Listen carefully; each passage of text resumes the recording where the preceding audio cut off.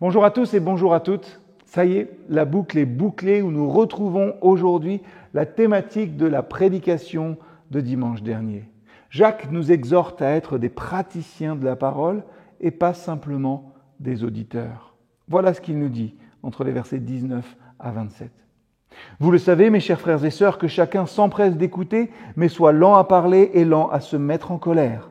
Car une personne en colère ne fait pas ce qui est juste aux yeux de Dieu. C'est pourquoi rejetez tout ce qui salit et tous les excès dus à la méchanceté. Accueillez avec humilité la parole que Dieu plante dans votre cœur, car elle a le pouvoir de vous sauver. Écouter la parole de Dieu est important, mais cela ne suffit pas. Nous devons la mettre en pratique. Nous devons mettre en pratique ce que nous apprenons. C'est le verset 22. Mettez la parole de Dieu en pratique. Les versets que je viens de lire avec vous, de 19 à 21, nous montrent comment écouter. Il faut écouter avec zèle, dans le silence, en nous gardant de l'esprit de dispute qui ne fait pas régner la justice de Dieu. Il nous faut repousser tous les sentiments impurs, méchants, en recevant avec douceur la parole qui est déjà plantée en nous et qui peut agir pour nous comme une puissance de salut. La colère humaine ne produit pas la justice de Dieu. Au lieu de réagir avec colère et impulsion, soyons lents à la colère et rapides à écouter. Oui, écoutons attentivement les autres aussi. Soyons disposés à comprendre leur perspective et cherchons la réconciliation, sans cesse plutôt que le conflit. Voilà comment faire un pas de plus. Voilà comment on ne se contente pas simplement de croire. La parole de Dieu doit être enracinée en nous et elle doit nous transformer de l'intérieur.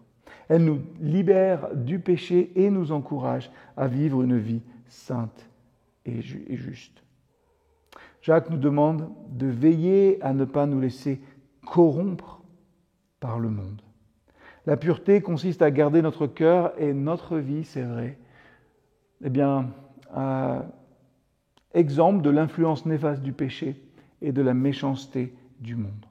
Pratiquer la parole de Dieu demande de la discipline, c'est vrai, ça demande de la persévérance. Ça exige qu'on examine régulièrement nos propres actions et nos propres intentions à la lumière de la vérité biblique.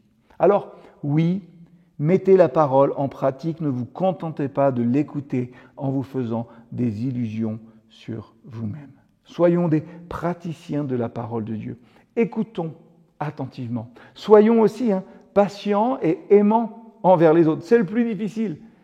Et mettons en pratique ce que nous apprenons. Que notre vie reflète la vérité et la grâce de Dieu, afin que tout ce qui nous entoure puisse voir Christ en nous. À bientôt.